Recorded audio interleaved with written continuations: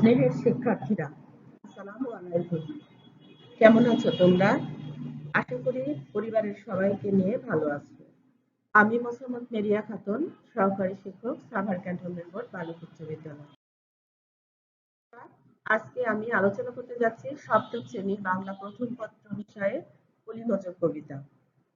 শিক্ষার্থীরা, কুলিমজুর কবিতার কবি হচ্ছে আমাদের দেশের জাতীয় কবি, বিদ্রোহী কবি, বাংলার বুলবুল, বাংলাদেশের অসাম্প্রদায়িক কবি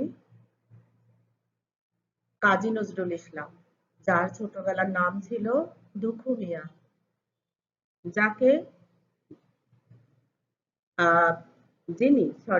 যিনি আমাদের রণসঙ্গীত রচয়িতা, তার নাম কাজী নজরুল ইসলাম। ওনার জন্ম হচ্ছে 1899 খ্রিস্টাব্দে 24 মে বর্ধমান জেলার আসানসোলের চুরুলিয়া গ্রাম। বাংলা হচ্ছে 1306 বঙ্গাব্দের 11 জ্যৈষ্ঠ।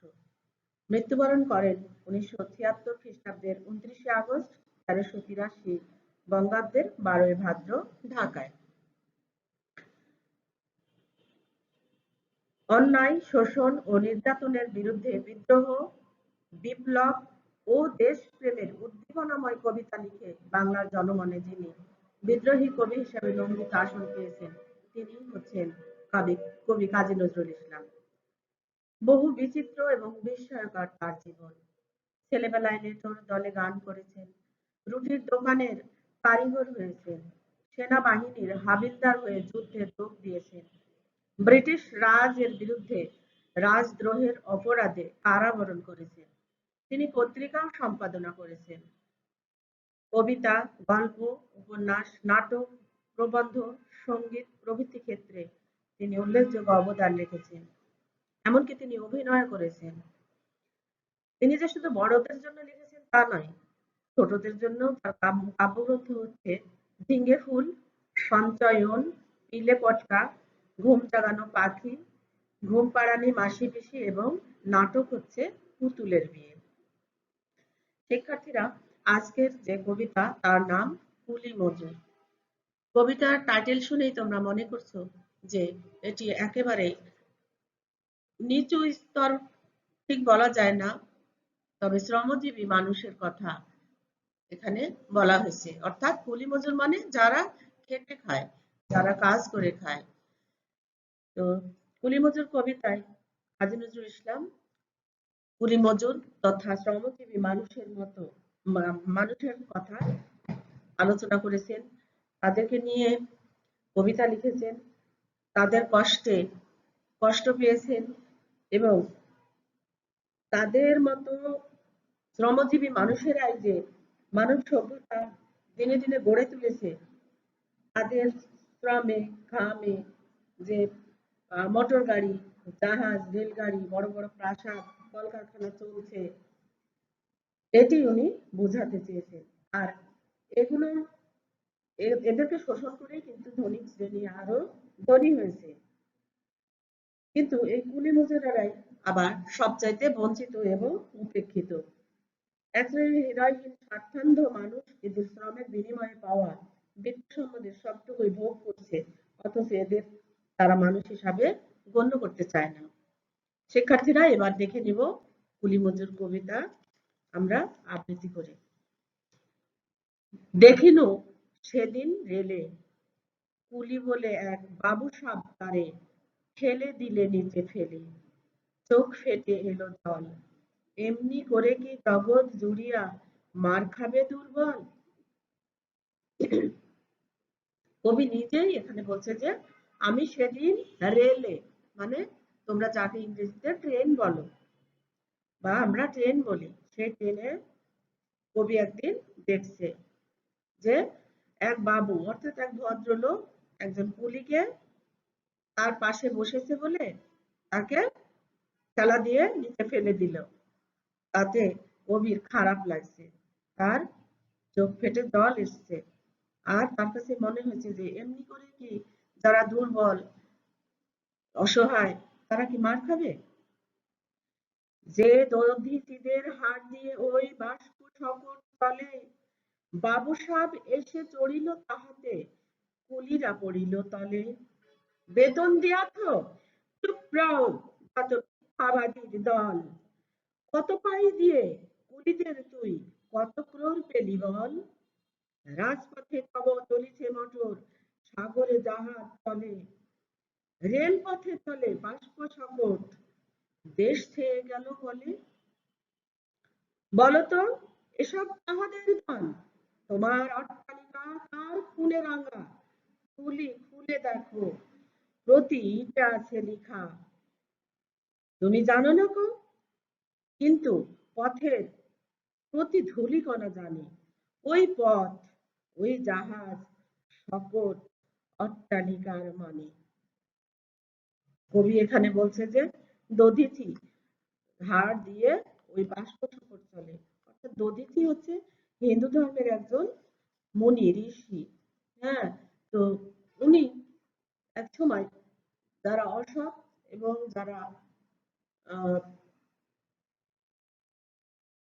খারাপ দেবতারা, তাদেরকে, দেবতা বলতে যারা খারাপ দেবতা আর কি, তাদেরকে মারার জন্য তার হাড় দান করেছিলেন, এই আর কি।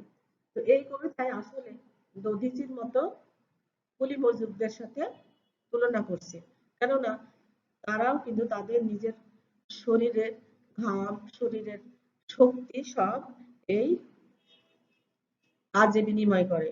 অর্থাৎ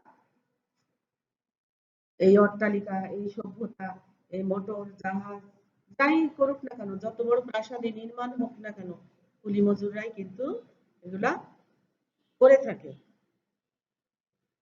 বাবু সাহেব এসে চড়লো তাহাতে, কুলিরা পড়িল তলে।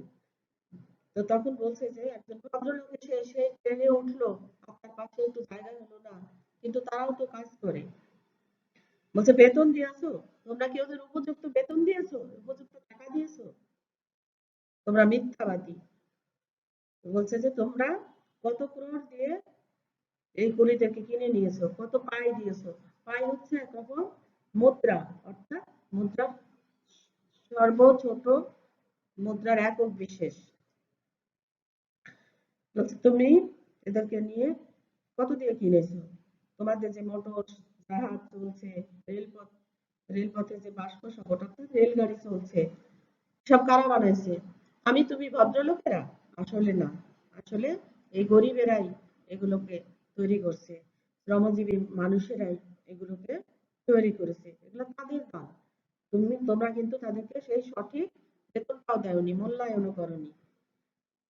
আর তোমাদের এই অট্টালিকা বানাতে গিয়ে কত মানুষের হাত কেটে গেছে, পা কেটে গেছে, পড়ে গেছে, মৃত্যু হয়েছে।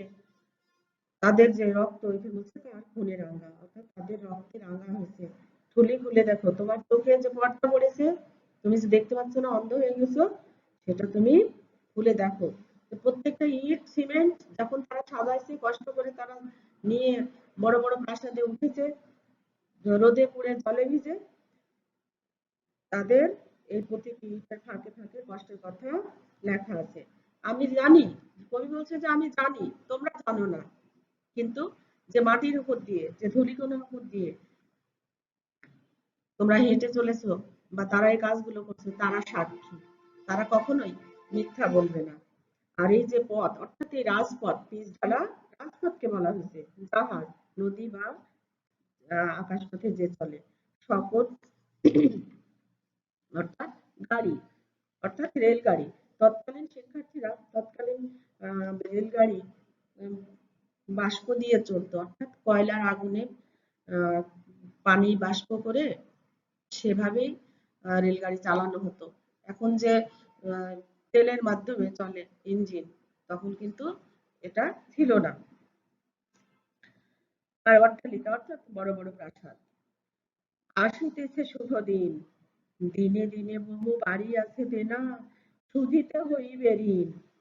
হাতুড়ি শাবল গাঁইতে চালায়ে, ভাঙিল তারা পাহাড়, পাহাড় কাটাসে পথের দুপাশে, পড়িয়া যাদের হাড়। তোমারে সেবিতে হইল যাহারা, মজুর মোটেও কুলি, তোমারে বহিতে যারা পবিত্র, অঙ্গে লাগানো ধুলি। তারাই মানুষ, তারাই দেবতা, গাহি তাহাদেরই গান, তাদেরই ব্যথিত বক্ষে পা ফেলে আসে নব উত্থান। কবির সামনে এ সমস্ত অন্যায়, অবিচার, অত্যাচার, নিপীড়ন, বঞ্চিত, শোষিত দেখে তার খুব খারাপ লাগছে। কিন্তু কবি বলছে যে দিনের পিঠে দিন আসবে, এই দিন কিন্তু শেষ দিন নয়, এবং সেই দিন শুভ দিন আসছে। তোমাদের দিনে দিনে বহু দেনা বাড়ছে, অর্থাৎ ঋণ বাড়ছে, তোমাদেরকে সেই ঋণ শোধ করতে হবে। যারা হাতুড়ি, শাবল, গাইতে এগুলো চালায়, পাহাড় কেটে যারা পথ বানালো, পাহাড় কেটে যারা পাথর ভেঙে পথ তৈরি করলো, রাস্তা তৈরি করলো মানুষের উপকারের জন্য, তারা একসময় দেখছে ওগুলা কাটতে গিয়ে, ওগুলো করতে গিয়ে মারা গেছে। লেখক এখানে কল্পিত অর্থেও কিছুটা বলেছেন, আবার সত্যিকার অর্থেও অনেক সময় মানুষ মারা গেলে সেই মানুষটা পথের ধারে মনে মাটির সাথে মিশে গেছে, কিন্তু তাদের হাড় চিহ্ন এখানে পড়ে আছে। লেখক রূপক অর্থেও এই কথাটা বলেছেন। আর তোমাকে সেবা করতে গিয়ে যে মজুর নাম নিল, মুখে নাম নিল, কুলি হলো, এবং তোমাকে বহন করতে গিয়ে সে গাড়িতে যাদের গায়ে ধুলা লাগালো, তোমরা তাদের মানুষ না বললেও আমি তাদেরকে মানুষ বলছি, কারণ তোমাদের মধ্যে মনুষ্যত্ব নাই, আমার মনুষ্যত্ব আছে, আমি সেজন্য তাদেরকে মানুষ হিসাবে চিহ্নিত করছি। তারাই দেবতা, অর্থাৎ তারাই তোমার ভালো মানুষ, তারাই মনুষ্যত্ব বোধ আছে, আর আমি তাদেরই গান গাই।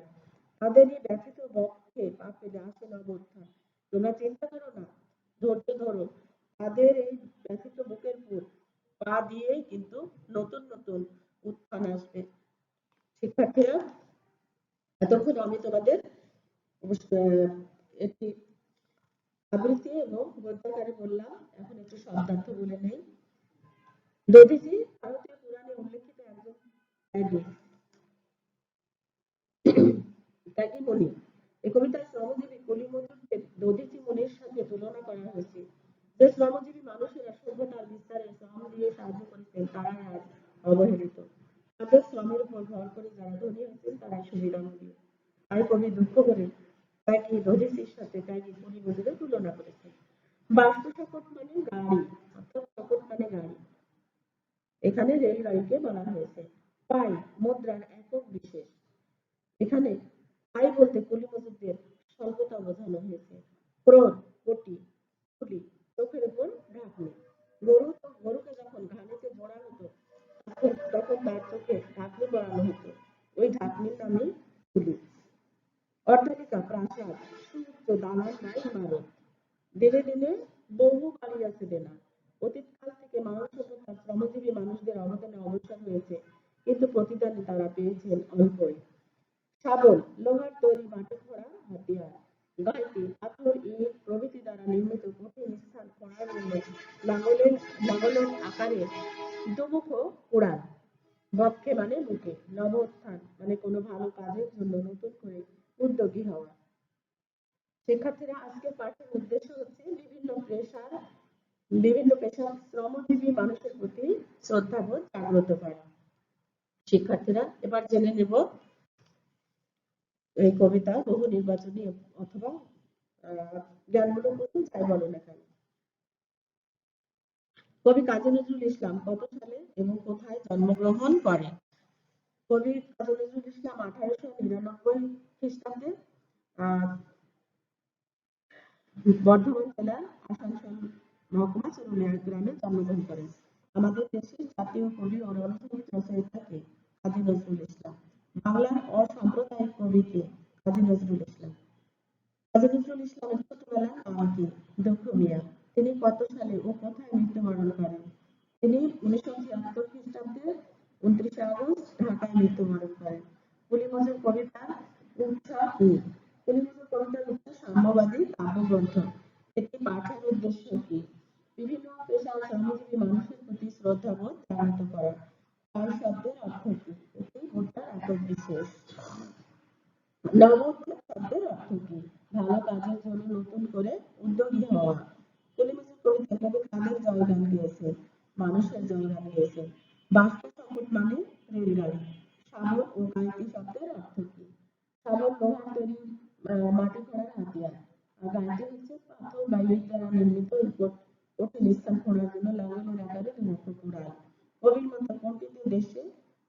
ছেয়ে গেল। কোনটিতে দেশ ছেয়ে গেল? স্বার্থপর লোকদের দেশ ছেয়ে গেল। কুলি ও ক্রোধ শব্দের অর্থ কি? কুলি হচ্ছে চাকরি, ক্রোধ মানে কোটি। দিনে দিনে বহু কি বেড়েছে? ঋণ। দধিচি কে? ভারতীয় পুরাণে উল্লিখিত একজন ত্যাগী মুনি। কবি কাদের মিথ্যাবাদী বলেছেন? তারা স্বার্থপরবাদী। কলিমুখী কবিতায় কবি কাদের মানুষ বলেছেন? শ্রমজীবী মানুষদের মানুষ বলেছেন। মানব সভ্যতা কাদের হাতে গড়ে উঠেছে? শ্রমজীবী মানুষের হাতে। তবে শ্রমজীবী মানুষের কিসের কথার উপর প্রাধান্য দিয়েছেন? তাদের শ্রমের ঘরে প্রাধান্য দিয়েছেন। শ্রমজীবী মানুষের শোষণ করে কারা? ধনী শ্রেণীরা। বৃত্ত সম্পদের মালিক হয়েছে কারা? ধনী শ্রেণী। কারা শ্রমজীবী মানুষদের ঘৃণা করে? ধনী লোকেরা। কাজী নজরুল ইসলামের বাংলা জন্মসাল কোনটি? ১৩০৬ বঙ্গাব্দের ১১ জ্যৈষ্ঠ। কবি কুলিকে কোথায় দিয়ে দেখেছেন?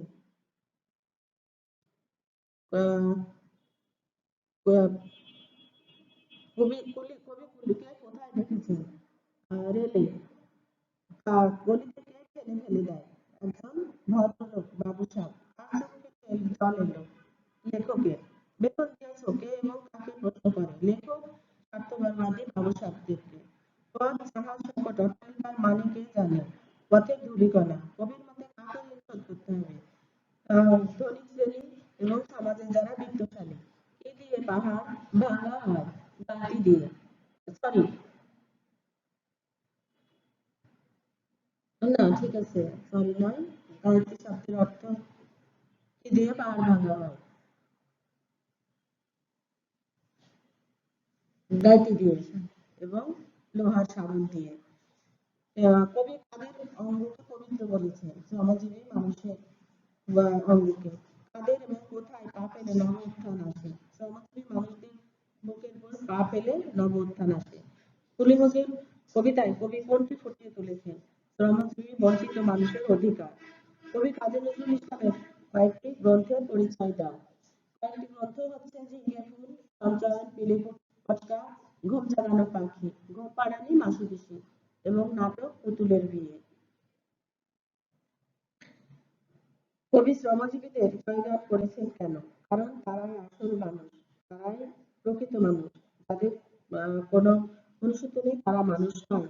তাই কবি শ্রমজীবীদের জয়গান করেছেন। শিক্ষার্থীরা, এবারে আমি তোমাদের অনুধাবনমূলক প্রশ্নগুলো একটু আলোচনা করে দিতে চাই। সেটি হচ্ছে, প্রথম কথা হচ্ছে, দিনে দিনে বহু বাড়ি আছে দেনা। অর্থাৎ দিনে দিনে দেনা বলতে ঋণ বলা হয়েছে। এখানে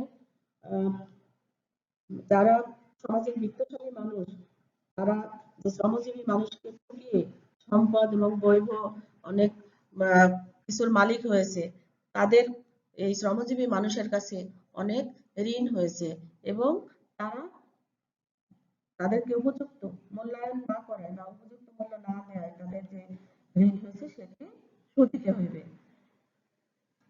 সেটি ঋণ আকারে দেখা দিচ্ছে এবং তাদেরকে এটি শোধ করতে হবে। শোধিত হইবে ঋণ। অর্থাৎ প্রকৃতপক্ষে মানুষের যে ন্যায্য পাওনা, তারা যে অনেকদিন পায়নি, তারা বলতে এখানে সমাজের যে বিত্তশালী, তাদেরকে যে ঠকে শ্রমজীবী মানুষরা যে চালান করতে মোটর গাড়ি, পথ, রাস্তাঘাট এগুলো বানায়, তাদেরকে ন্যায্য পাওনা না দেওয়ায় তাদের যে ঋণ হয়েছে সেটিকে শোধ করার কথা বলেছে। অর্থাৎ তারাই কিন্তু তাদের অবদানে, শ্রমজীবী মানুষের অবদানে আজ রাজপথে মোটর চলছে, নানান কথা করেছে। এই সভ্যতার যে ফল সেটি শুধু ধনী শ্রেণী ভোগ করছে। আর এই শ্রমজীবী মানুষ তাদের ন্যায্য পাওনা থেকে, আমি আগেই বলেছি যে অধিকার থেকে বঞ্চিত। সেজন্য শ্রমিকেরা এখন সচেতন হয়েছে, ফলে তাদের যে অধিকার বা দাবি জমা হয়েছে তা তাদেরকে শোধ করতে হবে। চোখ ফেটে এলো জল। চোখ ফেটে এলো জল বলতে শ্রমজীবী মানুষের প্রতি কবির যে নিষ্ঠুর আচরণ দেখতে পেয়েছে তার সামনে, আর সেজন্যই তার চোখ কেটে জল এলো। কারণ যুগ যুগ ধরে কুলি মজুরের মতো শ্রমজীবী মানুষকে, গরিব মানুষকে ধনী শ্রেণীরা কি করেছে? শোষণ করেছে এবং তাদেরকে বঞ্চিত করেছে, তাদেরকে অবহেলা করেছে। সেজন্য তাদের এই আচরণ দেখে কবির খারাপ লেগেছে এবং তার চোখ বেয়ে জল এসেছে। কবি তাদেরকে প্রকৃত মানুষ ও দেবতা বলে আখ্যায়িত করেছে। কবি শ্রমজীবী মানুষদের প্রকৃত মানুষ এবং দেবতা বলে আখ্যায়িত করেছে। কারণ শ্রমজীবী মানুষেরাই কিন্তু আমাদের সব কাজের প্রকৃত কারিগর। তারাই কিন্তু সবকিছু আমাদের করে দেয়। তাদের কল্যাণে আমাদের সমাজ এগিয়ে চলেছে। তারা দালান, কোঠা, ঘর, বাড়ি, গাড়ি, ঘোড়া সবকিছু কিন্তু তাদের হাতেই তৈরি হয়েছে এবং তাদের অক্লান্ত পরিশ্রমের ফলেই কিন্তু আজ আমরা এই সুবিধা পাচ্ছি। অথচ তাদেরকেই আমরা কিন্তু অবহেলা করছি এবং উপেক্ষিত করছি। এর সত্ত্বেও কবি কিন্তু এটি চোখে রাখেনি। কবি তাদেরকে প্রকৃত মানুষ এবং দেবতা বলে আখ্যায়িত করেছে। কুলি মজুর কবিতায় কবি কাদের পক্ষে কলম ধরেছেন এবং কেন, এটি আলোচনা করি। কবি সাধারণ শ্রমজীবী মানুষের পক্ষে কলম ধরেছেন, কেননা শ্রমজীবী মানুষেরাই কিন্তু হচ্ছে প্রকৃত মানুষ এবং তারা যে শ্রম দিয়ে সমাজে যে মানুষ শুধু দেবতা, এটি লেখকের কাছে প্রমাণ হয়েছে। কারণ দেবতারা যেমন কোনো সুখ স্বাচ্ছন্দ্য ভোগ করেন না, কিন্তু মানুষের কল্যাণে তারা তাদের সমস্ত জীবন ব্যয় করেন। তেমনি শ্রমজীবী মানুষেরাও নিজেদের সুখ স্বাচ্ছন্দ্য ত্যাগ করে ধনী শ্রেণীর জন্য, বড় বড় মানুষের জন্য, ভদ্রলোকের জন্য তারা দালান কোঠা করে, রাস্তা করছে। এই সমস্ত কারণে তার কাছে একটি কবি এখানে তাদের হয়ে কলম ধরেছে এবং তাদের কথা বলেছেন, তাদের সাথে একাত্ম হয়েছে, তাদের সাথে সমব্যথিত হয়েছে। তাদেরই ব্যথিত বক্ষে পা ফেলি আসে নময়ের উত্থান। ব্যথিত পা বলতে ব্যথিত বক্ষে পা ফেলি মানে অর্থাৎ যুগ যুগ ধরে তারা যে আমাদের জন্য কাজ করেছে, এই মানব সভ্যতাকে এগিয়ে নিয়ে গেছে তাদের অক্লান্ত পরিশ্রমে। আর আমরা মানি আর না মানি, তারা কিন্তু কাজগুলো করেছে এবং তারাই প্রকৃত মানুষ। তারা না থাকলে আজ এই সভ্যতা ও সম্ভাবনা গড়ে উঠতো না। তাদের এই কাজগুলো করতে গিয়ে তোমরা যদি আশপাশে দেখো শিক্ষার্থীরা, রাস্তাঘাটে দেখো তারা কিভাবে কাজ করছে। তারা নারী পুরুষ এখন সবাই এমনকি কাজ করে। তারা বালিতে করে তারা খোয়া নিচ্ছে, পাথর নিচ্ছে, সিমেন্ট করছে। এগুলো তাদেরই কষ্ট। সেজন্য তাদের যে চরম কষ্ট হয়, এই কষ্ট স্বীকার করতে হয়। এই এটিকে মূল্যায়ন করতে গিয়েই লেখক বলছেন যে তাদেরই ব্যথিত পক্ষে পা ফেলে নতুন নতুন কি হচ্ছে, আবিষ্কার হচ্ছে, সম্ভাবনা আসছে। কবি তাদেরকে দুর্বল বলেছেন এবং কেন বলেছেন? কবি আসলে এখানে খেটে খাওয়া শ্রমজীবী মানুষদেরকে দুর্বল বলেছেন, কেননা তাদের শ্রমের বিনিময়ে, তাদের অক্লান্ত শ্রমের বিনিময়ে সৃষ্টি হচ্ছে এবং সভ্যতা, দালান কোঠা, যত বিনির্মাণ সবকিছু কিন্তু টিকে আছে তাদের জন্য। অথচ তারাই আজকে দুমুঠো খাবারের জন্য এগুলো করে থাকে, কিন্তু তাদেরকে আমরা কোনো মূল্য দিই না, তাদেরকে সম্মান দিই না। কবি কাজী নজরুল ইসলাম এই কবিতায় কুলি মজুরদের এবং চাষিদেরকে দুর্বল বলেছে। গাইনি তাহাদের গান, এটির অর্থ কি? লেখক যুগে যুগে এসব শ্রমজীবী মানুষের হাতে সভ্যতা গড়ে উঠেছে, তাদেরকে স্মরণ করেই তাদের জয়গান করেছে। কারণ প্রত্যেকটা মানব সভ্যতার রূপকার যুগে যুগে কালে কালে লক্ষ কোটি মানুষের শ্রমের ফল। তাদের অক্লান্ত শ্রমে এসব গড়ে উঠেছে। আর তাদের অবদানে ধনী রাজত্ব সম্পদের মালিক হয়েছে, কিন্তু তারা এই মানুষগুলোকে সম্মান করে না এবং কোনো দামও দেয় না, মূল্যায়ন করে না। তাই এই কারণে কবি শ্রমজীবী মানুষের পক্ষে গান গেয়েছেন। শ্রমজীবী মানুষের প্রতি ধনী শ্রেণীর আচরণ কেমন?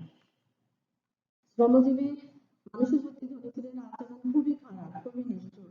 তারা কয়েকটি টাকার জন্য শ্রমজীবী মানুষের প্রতি খুব ইতিবাচক আচরণ করে, কষ্ট দেয় এবং ঠিকমতো তাদের পাওনাও দেয় না। তাদের কাছ থেকে কাজ করে নেয় কিন্তু তাদের প্রকৃত পাওনাটা দেয় না এবং তাদেরকে শোষণ করে এই সম্পদের মালিক হয়। অথচ তারাই তাদেরকে ঘৃণা করে, এমনকি মানুষ হিসাবে তারা গণ্য করতে নারাজ। তবে শ্রমজীবীদের দেবতা বলেছেন কেন?